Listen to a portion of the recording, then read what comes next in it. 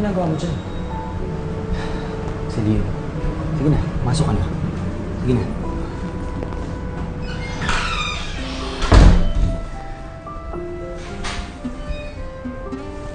May kondo ka pala malapit sa office namin. Hindi ko lang sinasabi kahit kanino.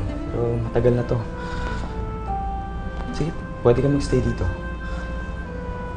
Kaso,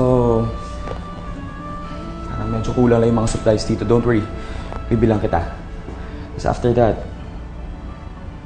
ikaw na bahala. Hari, salamat ah. Alam mo, itong lugar na to, ginagamit ko rin to, breathing space for trabaho ko.